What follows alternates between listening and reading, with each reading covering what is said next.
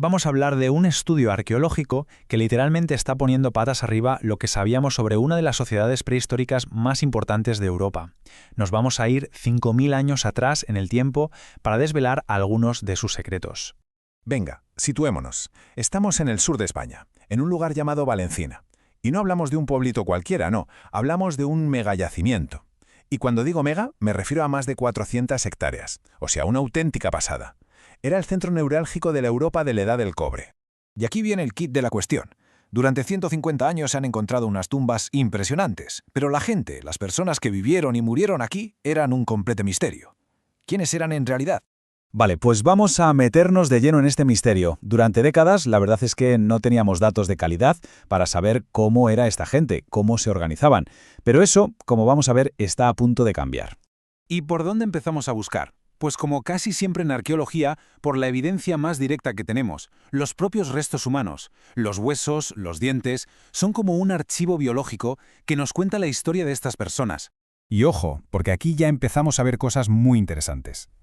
En Valencina convivían tumbas monumentales, espectaculares como la de la izquierda, con entierros mucho más sencillos, como una simple fosa en el suelo. Esta variedad ya nos dice algo. Esta sociedad no era nada simple, era mucho más compleja de lo que se pensaba. Pero esperad, que la cosa se complica. Resulta que solo el 19% de los cuerpos encontrados son de niños o adolescentes. Eso es poquísimo para una sociedad de la época, donde la mortalidad infantil era altísima. ¿Y qué puede significar esto? Pues nos lleva a pensar algo muy potente, que el estatus social no se heredaba al nacer, sino que te lo tenías que ganar a lo largo de tu vida. Bien, ya vemos que la sociedad era compleja, pero ¿de dónde salía toda esta gente? La siguiente fase de la investigación nos da una respuesta, y la clave está en la química. La ciencia que nos ayuda a resolver esto es el análisis de isótopos de estroncio. Pensadlo como una especie de pasaporte geológico. El estroncio del lugar donde te crías, del agua que bebes y la comida que comes, se queda fijado para siempre en el esmalte de tus dientes y nos chiva de dónde vienes. Y aquí viene el bombazo que lo cambia absolutamente todo. Más de la mitad de la población analizada, un 52%, no era de allí, más de la mitad. Este dato, sencillamente, destroza la idea de que era una comunidad local y aislada. Mirad este gráfico, que lo deja clarísimo. Cada punto es una persona. La franja gris marca los valores de la gente local. Como se puede ver, un montón de puntos están fuera. Esto confirma que Valencina era un crisol de culturas, un centro cosmopolita que atraía gente desde muy, muy lejos. Vale, tenemos gente de todas partes. Pero, ¿cómo se organizaban? ¿Era todo una cuestión de familias, de lazos de sangre? Para saberlo, ahora entra en juego el ADN antiguo. Siempre se había pensado que estas grandes tumbas colectivas eran como panteones familiares, ¿no? Pues bien, el ADN nos dice otra cosa. Se analizó una de estas tumbas y, sorpresa, no había ningún parentesco biológico cercano entre la gente enterrada allí. Esto sugiere que los lazos sociales, las alianzas, la amistad, eran tan importantes o más que la propia sangre. Y es que el ADN nos ha permitido reconstruir una historia personal que es alucinante. Se identificó a dos hombres que eran parientes de segundo grado, algo así como abuelo y nieto, o tío y sobrino. Pero sus vidas no pudieron ser más distintas. Uno era de fuera, foráneo, y lo enterraron en una tumba simple pero con un lujoso bastón de marfil. El otro, su pariente, era de la zona, y aunque su tumba era un poco mejor, solo tenía un modesto cuenco de cerámica. Y esto es lo importante, la clave de todo. El foráneo, el que vino de fuera, consiguió un estatus social altísimo, simbolizado por ese bastón de marfil tan espectacular. Su origen no fue un problema.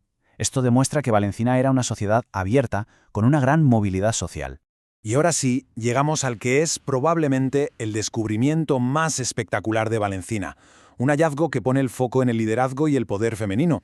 Hablamos de la conocida como la Dama de Marfil. Y su tumba es, es que no hay palabras. Es sencillamente la más rica de su tiempo en toda la península ibérica. Estaba rodeada de colmillos de elefante africano, ámbar de Sicilia, cristal de roca, objetos de un valor incalculable. Era, sin ninguna duda, una figura de un poder inmenso.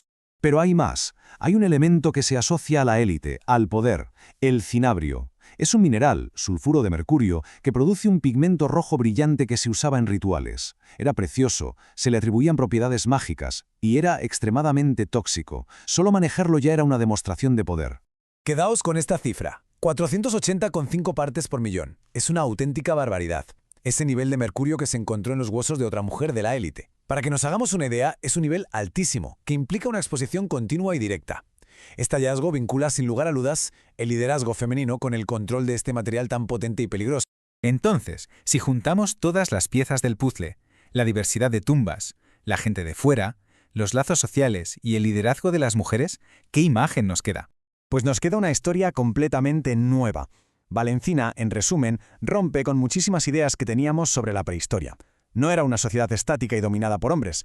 ¿Qué va? Era un lugar súper dinámico donde la gente viajaba desde muy lejos, donde el estatus se ganaba por méritos, las mujeres eran líderes poderosas y las conexiones sociales eran la base de todo. Y esto nos deja con una última reflexión, una pregunta que queda en el aire. Si un solo yacimiento como Valencina puede cambiar de esta manera nuestra visión del pasado, ¿en cuántas otras cosas nos hemos equivocado? ¿Cuántas sorpresas más nos esperan bajo tierra listas para volver a reescribir nuestra historia?